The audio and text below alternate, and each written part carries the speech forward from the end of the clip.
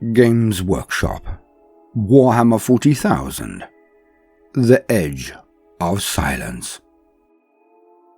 The Pariah Nexus. Amidst the darkness of the Noctis Eterna, dread things moved with malevolent purpose. As the shadows receded, the Adeptus Terra struggled to re-establish contact with many systems across the Imperium Sanctus. Yet of all of the silent gulfs that demanded exploration, none yawned as wide or as ominously as the dead zone in the galactic northwest quadrant of the Nephilim sector. An ever-increasing number of Imperial Crusade forces are pushing into the region now recognized as the Pariah Nexus, or Warzone Pariah.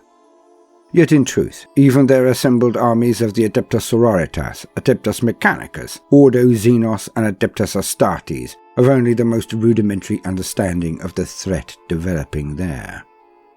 Some eldritch force radiates from the benighted Zandu system to sever real space from the warp. It stretches like a shroud of crawling unease that settles across world after world. Those planets engulfed are swiftly rendered stilled. One by one, living minds are smothered and souls snuffed like guttering candle flames. Warp travel within the Nexus is massively curtailed, with navigators reaching desperately for empiric currents that they can barely sense, and ships suffering catastrophic malfunctions as they attempt to force their way through the Nexus's entangling shroud. Astropathic communication is strangled. Only faith seems to stave off the threat, and even then, it is but a temporary reprieve. The relentless expansion of the Pariah Nexus is the work of the Necrons. The ancient android-bodied Xenos are enacting the first step of a plan eons in the making. Driven by Caesarek, last of the Silent Kings. With the uneasy allegiance of an ancient conclave of cryptex known as the Technomandrites, Caesarek is attempting to propagate a star-spanning weapon of such potency that it could end the threat of chaos altogether. That the sea change in the galaxy's fortunes would come at the cost of soul death for every non-Necron life form is simply an additional boon from the Silent King's point of view. At the heart of this colossally ambitious scheme lies a substance known as Noctilith, or more commonly known as Blackstone, wrought into towering pylons. Though Imperial military observers cannot be sure whether the pylons within the Pariah Nexus were excavated by the Necrons, or dropped in from space, one thing is clear. Somehow the Cyclopean obelisks are now channeling the energies of the Zend-1 star to generate a supernatural barrier between real space and the warp. The vast majority of the worlds within the Nexus are already considered lost, their human populations stilled. Some have been reduced to eerie ghost worlds of sepulchral silence, while others have been transformed by continent-spanning Necron defense matrices into Xenos superfortresses. Imperial Crusade contingents still push into the silent systems, with faith in their armor and in sacrifice. Should they fail the Necron's pylons, perhaps the spreading nightmare might still be curtailed. Yet as the battles rage more fiercely, and fresh Necron dynasties move to aid the Silent King, the situation looks desperate indeed. Privileged and shadowy few within the Imperium harbour darker concerns about the Pariah Nexus. While it is located deep in the south of Ultima Segmentum, rumours and reports from a string of other outlying sectors have an eerie ring of familiarity to them, and a pattern is slowly forming. The Silent Kingdom. Far from terror, the dread that blossomed upon Imperial worlds such as Vertigus II was palpable. The Cicatrix Maledictum yawned wide, and the vast distances separating humanity's empire were more keenly felt as these worlds were suddenly cut off from the guiding light of the Astronomicon. Into this well of fear strode the burnished hosts of the Caesarekan dynasty. The mining world of Vertigus II was far from defenseless. Though its webs of industrial communes were Spartan, the resources they mined were highly valued. The planet boasted reserves of promethium, as well as deposits of rare material sold in secrecy to the Adeptus Mechanicus. The mineral wealth was so integral to the region that 7 regiments and 13 armoured corps of the Astra Militarum were permanently barracked upon the planet, alongside macroclades of Scitari, from several invested forge worlds and Vertigus' native defense forces. Gunships scarred the skies with contrails, and high orbits swarmed with Scopticon-class orbital defences. When a Noctis Eterna fell upon them, however, Vertigus' protections were found wanting. The Noctis Eterna was the veil that shrouded humanity's worlds when the Great Rift tore through the galaxy. The beacon of the Astronomicon was seemingly snuffed out by this darkness, rendering navigation and communication impossible for the Imperium. Vertigus was alone, light years from the nearest aid. The first its rulers knew of their attackers was the simultaneous cessation of signals from every one of their orbital defences. There were no offers of parley, no overtures of ceremonial respect. The forces of the Caesarican dynasty appeared as if from nowhere, and proceeded to sweep humanity from the world. No dynasty at the time of Necron biotransference was as influential or as powerful as that of the Caesarican. None enjoyed greater prestige or patronage, for the Caesarican were the dynasty of Caesarek himself, last of the silent kings. The dynasty's nobility viewed the galaxy with a sense of entitlement, and their self-appointed superiority to its myriad races, even to other dynasties, was often brutally displayed. They did not assimilate their rivals or seek honourable tribute. The Caesarican subjugated them, annihilating those who refused subservience. During the millions of years they spent slumbering in the cold hearts of their tomb complexes, the Caesaricans' once unassailable position of dominance had eroded. Core worlds were lost to the searing touch of supernovas, or failures in power systems supposedly immune to the ravages of time. When the appointed hour of awakening drew near, many Caesarican tombs were slow to attain full operation, and other dynasties overtook them in both power and territory. Only when a cryptic emissary of the Silent King entered the Caesarican crown world, allowed free passage by its unsleeping guards thanks to Caesarek's dynastic protocols, were the Caesarican fully revived. The emissary had brought a message and the dynasty were given renewed purpose, a chance to serve the Silent King directly once more. Upon Vertigus, the Caesarican overlords directed their warlords to utterly destroy the quickly mustering Imperial counterattack. The soulless Necrons in hundreds of phalanxes phased into being from orbiting tomb ships at each mining commune. The guardsmen, Skitari, and even armed gangs of mind workers fiercely defended their world against the invaders. But it was not just the Necron's superior technology they faced. An aura of dominion extended from each deathly android, as their skeletal forms stalked closer to lines of defences across macro-pipe networks. Human minds were fogged. Even keeping sight of the enemy became painful, as every instinct screamed at the defenders to avert their gaze. With their cohesion disrupted, lines were breached and cordons shattered by flickering beams of energy and relentless waves of living metal constructs. Scores of guardsmen fell in bloodless pieces, efficiently carved apart by fractal-edged blades which blackened and withered the flesh. Many were just as overcome by the debilitating emanations of regal sovereignty that pulsed from their attackers. Some threw their weapons down and prostrated themselves, while others cowered in obeisance and uncomprehending subservience. No such action would save them from the Caesarican, however. Some were discorporated by translocation beams, their fate unknown, while others were crushed beneath the uncaring souls of rank upon rank of marching Necrons.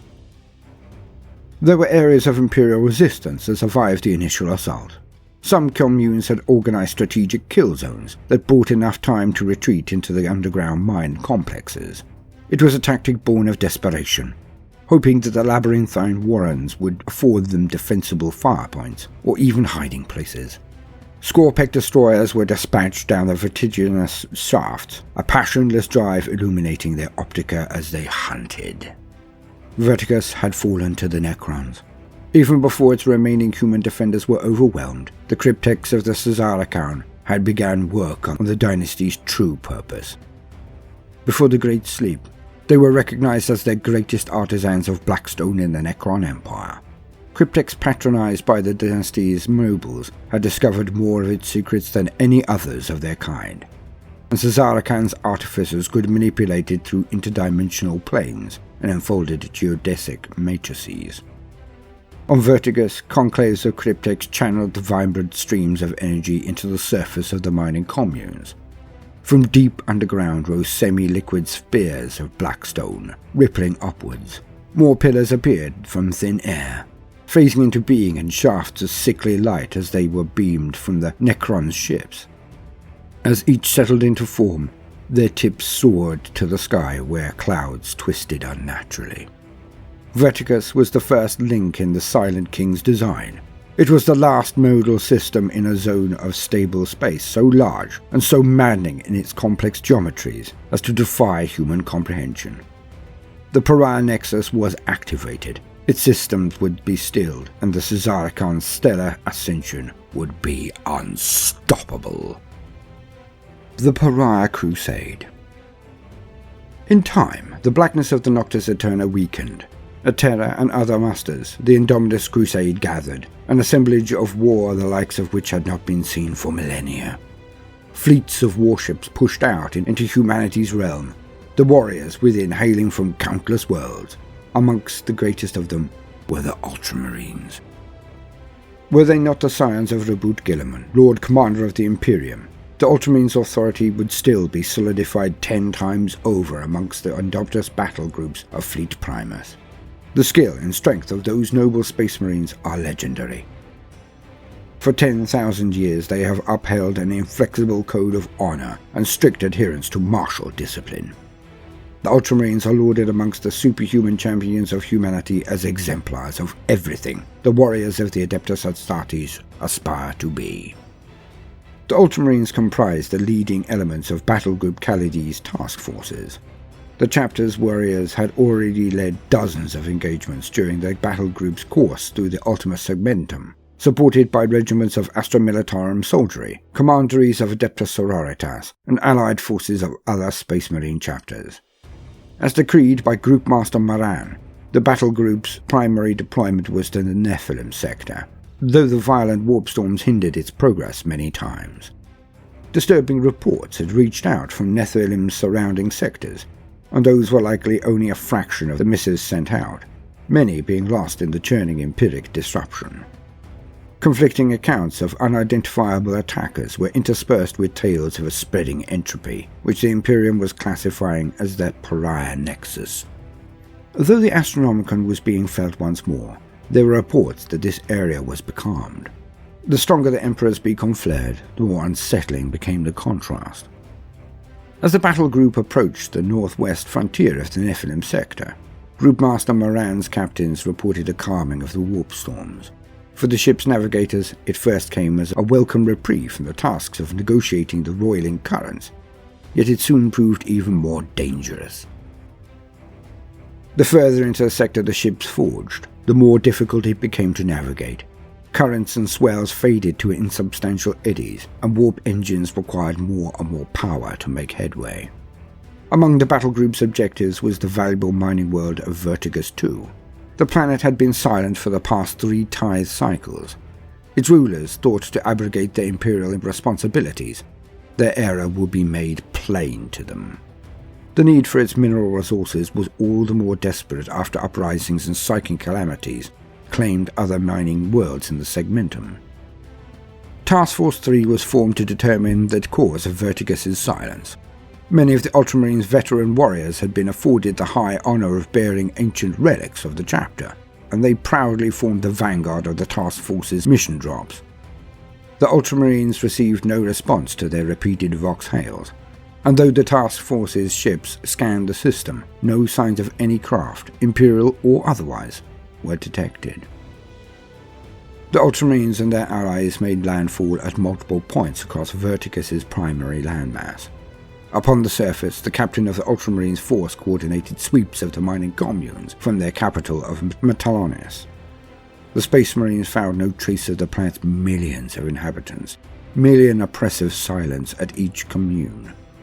The Ultramarines were conditioned not to feel fear, but they became enshrouded in a pervasive sense of unease. While ghost returns befouled their Auspex scanners, they found obvious signs of strife, las burns and craters from high explosive shells, Streaks of disintegrated matter and razor-edged gouges in solid rock told the experienced commander what manner of foe had been here, and he ordered increased vigilance. Yet battle damage was not everywhere, and the Ultramarines noted indicators of sudden abandonment. Brass-keyed ordinators, crystal-flecked screens blinking lethargically, sat before long rotten and half-eaten rations. Amid heightened tensions, reconnaissance on the fringes of each commune revealed soaring obelisks of black rock. Suddenly, solid contact signals sprang up in every quadrant. From pools of shimmering air like heat haze, there lit skeletal forms of metal, actinic beams of energy searing from their heavy rifles, while out of mine shafts clambered towering-limbed aberrations that spanned towards the Space Marines. From the sky, clouds of glittering wing cases heralded a swarm of metallic constructs descending to feed. Ultramarine squads reacted instantly, reforming and firing into the advancing Necrons. They closed with the Xenos attackers, determined to drive them from the world. The battle for Vertigus had reignited. Blackstone. The dark mineral known to the Imperium as Noctilith, or more widely as Blackstone, is poorly understood by even the most learned cryptogeologist or radical Pretrarchnite. Its many properties, sometimes contradictory, fascinate the technologists of the Adeptus Mechanicus, many of whom will go to any lengths to obtain this rare substance. It is known to affect empiric manifestations, the outpour of warp storms and even the etheric fields projected by ordinary people, untouched by psychic mutation. Perhaps Blackstone's strangest quality is its very presence upon worlds at all. There have been suggestions that the most substantial deposits discovered so far by mankind have been strangely uniform and polyhedral, with inexplicably ordered strata. These sites have often become battlegrounds as invading Necron legions seek their acquisition just as keenly. The Arisen Ancients. From a time long before humanity existed, an ancient power stretches out through the veil of death itself. The Necrons rise from tomb worlds across the galaxy, time-worn mechanical limbs having lost none of their strength.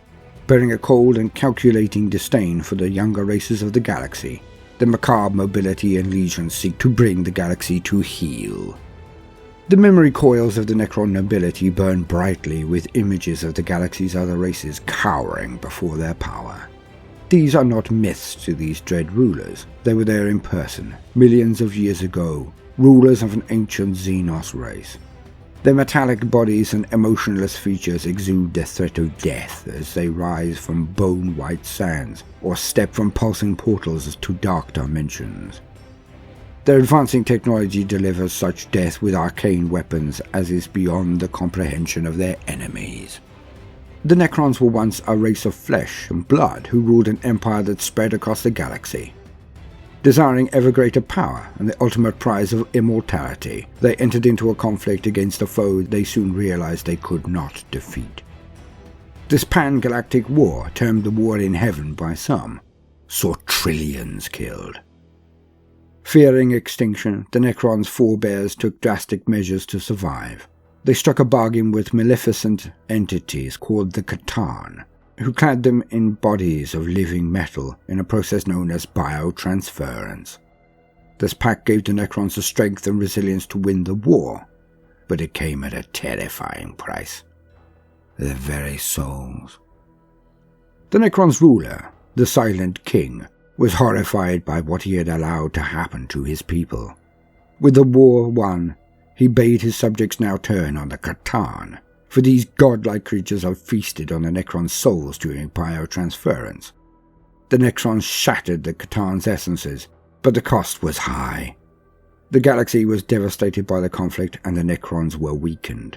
Enemies who had survived the War in Heaven were growing in power, and the Silent King ordered the Necrons to retreat into vast tomb complexes. Their living metal forms would sleep away the eons untouched by the ravages of time, while empires of other races rose and fell. Millions of years passed before the Necrons began to wake once more. Many tomb complexes have been roused only for their inhabitants to find the galaxy in anarchy. Their hard-won empire lies shattered, the treasures of their civilization picked over by uncomprehending pillagers, and their worlds filled with those the Necrons consider lesser races, any who are not Necron. Worse still, time has fractured more than their empire.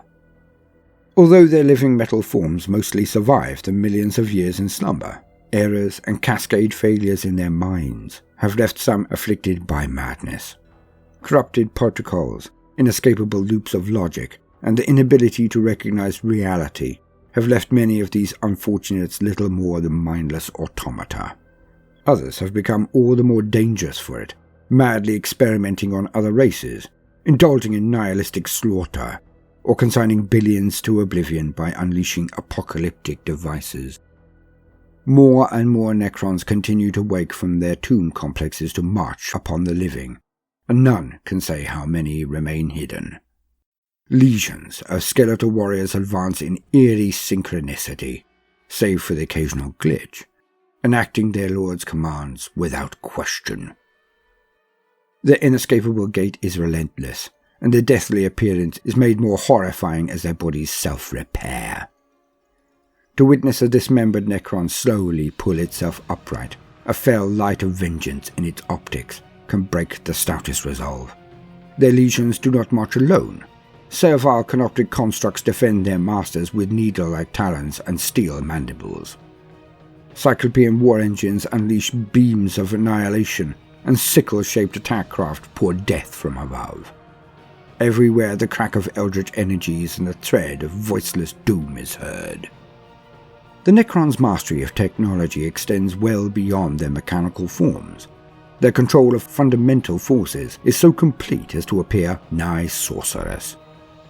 Coarse weaponry unleashes beams that disassemble matter, abrading flesh and armor one molecule at a time, causing untreatable wounds and even rupturing solid plasteel. Waves of entropic force surround fractal blades that shine with the unlight of another realm. Heeding the implacable will of their royal rulers, the Necrons' growing armies can appear as if from nowhere, striding from pan-dimensional portals or cohering from the sickly glare of invasion beams. There is nowhere these soulless beings cannot reach, and little their technology cannot achieve. It requires only the will to wield, and the Necrons' pitiless will has been hardened over countless ages. Eons-old dynasties. A strict hierarchy governs Necron society, and biotransference entrenched this structure even deeper. The ruling nobles of the Necron royal houses received the most advanced mechanical forms, their personalities and intelligences undimmed and their pride and ambition as deeply rooted as ever. By contrast, Necron citizenry became little better than tools, incapable of speech. Their minds are shackled to the will of their lords, leaving only echoes of their former selves. Each royal house founded a dynasty, whose pharaoh rules it with an iron fist. From the dynasty's crown world, the pharaoh and his court of advisors and lesser lords formulate their plans for galactic dominion. Many worlds within their territory have been destroyed or occupied by the younger races. Sometimes bound by inflexible codes of honor, pharaohs may stoop to granting these races an opportunity to remove themselves. Woe to those who ignore or refuse this generous boon. When the Necrons entered the Great Sleep, they were given one final command by Caesarek, the Silent King, that when they awoke, they would reinstate the power and glory of the dynasties. The form this ascension would take has been interpreted by the pharaohs in different ways. Many dynasties were damaged during their slumber, victims of chance disasters discovered by ancient enemies or looted by younger races. Some have looked inwards, fortifying their remaining holdings. Others are fiercely expansionist, rapidly absorbing smaller dynasties through negotiation or force, and regularly coming into conflict with other races. Certain dynasties are said to be seeking ways to reverse the process of biotransference, to return to the time of flesh, but what horrifying means they intend to accomplish this remain thankfully obscure. The resources of other pharaohs are bent towards instilling a rigid order upon the galaxy, and of finding some method to seal all the mutative and corrupting influence of the warp from the material universe forever. The dynasty's common aim, to cleanse the galaxy of barbaric usurpers and impose their rule over all other life, faces many obstacles. The insanity and corroded intellects of many nobles make such dynasties easy prey for their enemies, or create illusionary goals that can never be attained. Even where pharaohs have emerged from the Great Sleep with their wits intact, personal rivalries can mar any cooperation in endless political machinations. It would take the greatest of visions and the most awe-inspiring of ambitions to fully unite the dynasties. Were that ever to happen, the consequences for the Necrons' enemies would be dire indeed. Necrons. The Necrons of the Caesarek dynasty have no intention of allowing the Silent King's master plan to falter. On Vertigus too, among the silent ruins of the former mining communes, these deathless warriors and constructs have suddenly attacked the Ultramarine strike force. Their gaze betrays not a hint of compassion as they mechanically commence a red harvest. The following is a breakdown of the units which are contained in this box. The Imperious Overlord commands this cybernetic cohort, driving them onward with pulsing neural commands and bidding them to obey his ancient and indomitable will. He regally directs the Necrons under his command with incisive strategy, but will not shirk from the clash of close combat if so challenged. An intimidating blade shimmering with baleful light is held in his vice-like grip, and his engineered strength enables him to wield it effortlessly. From the Overlord's sepulchral court, he has summoned other powerful figures to ensure none can stand before him. The hunched form of the Plasmancer crackles with sparks of exotic energy as he channels near-sorcerous hypertechnology into the warriors around him. In doing so, he overcharges their reanimation protocols and speeds up their return to the fight, reknitting terrible wounds. He is accompanied by his attendant Cryptothralls, the blade-limbed creations mindlessly guarding him from harm. Also maintaining the Overlord's iron grip on Vestiges is the loyal Royal Warden, who marshals his master's undying servants to carry out the Overlord's orders. The Royal Warden undertakes special missions with a portion of the Force and reinforces his ruler's command in larger conflicts. The backbone of the contingent are the ranks of shambling Necrons.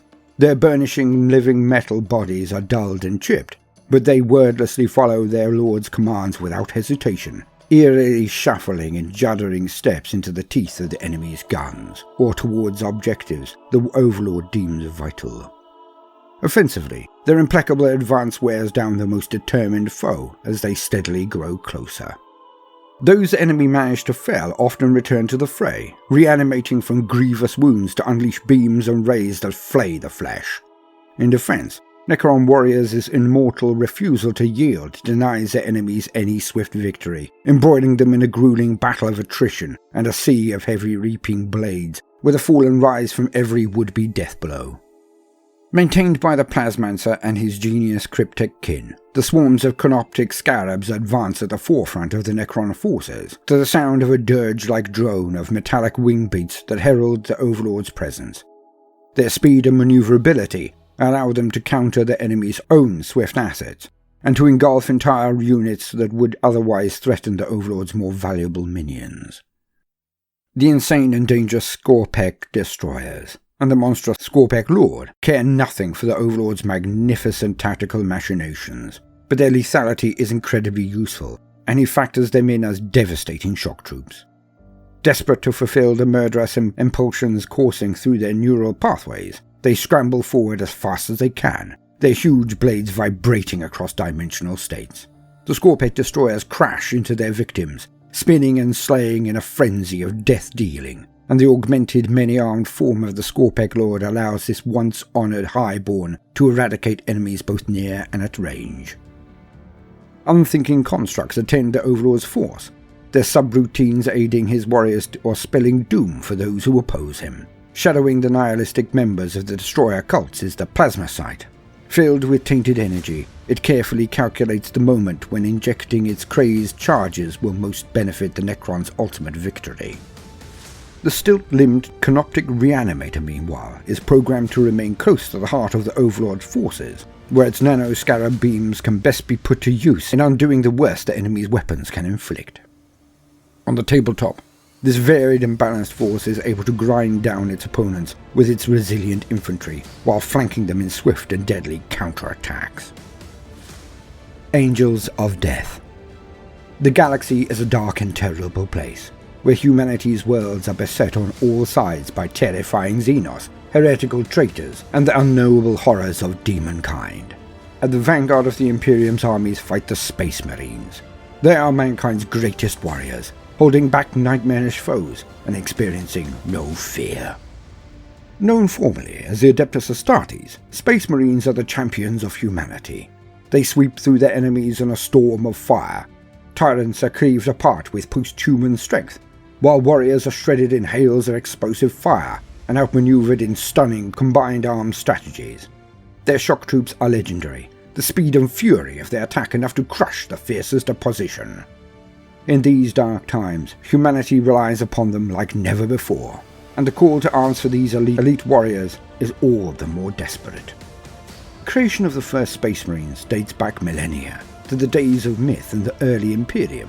Crafted through the Emperor's arcane science, Space Marines are genetically augmented to be far more powerful than ordinary men. Their bones are denser, their senses refined to be keener, and their muscles grown to superhuman proportions. Additional organs are implanted within their bodies. These protect against poisons, increase the Space Marine's reactions, and speed up his ability to heal, some even connecting the Space Marine's body directly to the armor he wears. Space Marines go to war in suits of heavy power armor. Though flexible, its thick layers of ceramite plating make the wearer able to resist all but the most devastating of blows. The armor's immense weight is compensated for by bundles of artificial muscle fibers and servo motors, which boost the Space Marine's strength further. Space Marines' weapons match the superlative quality of their armor. Foremost amongst their arsenal are lethal bolt weapons, all variants of the revered bolt gun that has become emblematic of these lauded warriors. Bolts are large projectiles, almost small missiles, fired from rifles and pistols. Mass reactors in their warheads cause them to explode once they have penetrated their targets, resulting in horrendous wounds. Individual squads bear weapons suited to their battlefield role and the mission they are undertaking. Long-bladed swords wreathed in crackling power fields are borne alongside shields projecting shimmering force fields. Volatile plasma weaponry, its secrets known only to a few, spits streaks of fiery star matter, while the growl of revving chainswords gives way to screeching whines as their bladed teeth bite. As an elite fighting force, Space Marines are equipped to the highest standards, but even these redoubtable warriors do not fight unsupported. Squadrons of bikes, anti-grav skimmers, and battle tanks fight alongside the battle brothers with engines roaring. Space Marines are the galaxy's greatest shock troops. They are delivered to battle like a thunderbolt in airborne drops and mobile strikes that overwhelm the foe with their suddenness. Much fewer in number compared to the vast armies of the Imperium's other forces, Space Marines are nonetheless capable of defeating forces many times their size. They are drilled in almost every form of combat, and hypno-indoctrinated with knowledge of battle plans and mission dogmas. This allows Space Marines to deploy in diverse formations and to adapt their strategy at a moment's notice. Throughout the years of surgical implantation and physical preparation required to become a Space Marine, they are conditioned to be absolutely loyal. Their minds are made more capable than an ordinary man's of resisting the temptation of power and of rejecting laxity of discipline. In battle, Space Marines are dedicated and focused, and they know no fear. Space Marines are figures of myth and awe to the citizens of the Imperium, only a fraction of whom will ever see one with their own eyes. Space Marines tower over the mass of mankind, venerated as saintly guardians by some and feared as harbingers of retribution by others. As much as they wage war against the depredations of Xenos empires, Space Marines also protect humanity from the heretics, traitors, and mutants that endanger it from within. Whether they are rebellious planetary governors, covenants of psychic abominations, traitorous Xenos collaborators, or corrupted genetic bloodlines, all fear the approach of the Space Marines. Though Space Marines are derived from human stock, some of the humanity has been taken from them.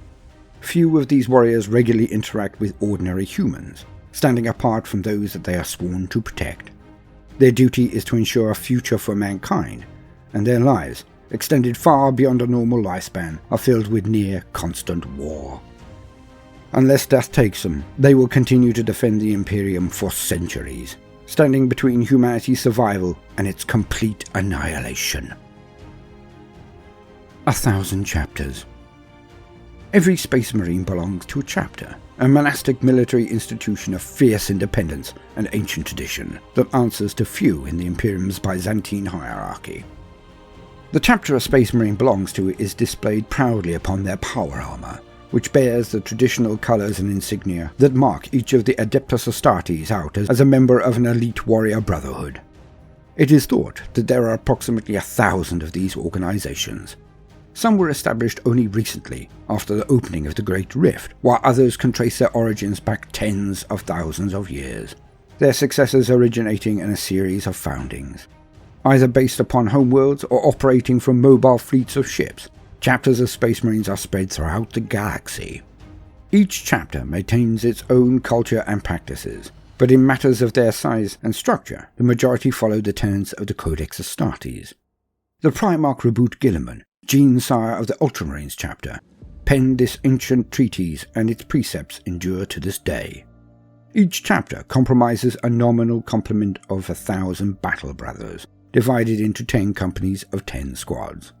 The Codex Astartes details each squad's battlefield role, the recognition markings that are applied to their armour, and the hierarchy of their officers. Many chapters follow the Codex to the letter, their respect for its directions bordering on veneration. Other chapters hold the Codex in high honour and follow it closely, but deviate from its strictures in areas of their choosing, such as their iconography, combat philosophy, and doctrines. Though they are arguably the most powerful of the Imperium's fighting forces, Space Marines remain thinly spread throughout the galaxy. Their unending wars and campaigns in the defense of the Imperium are undertaken upon the word of their chapter master, a warrior lord beholden to none save the Imperium's highest authorities.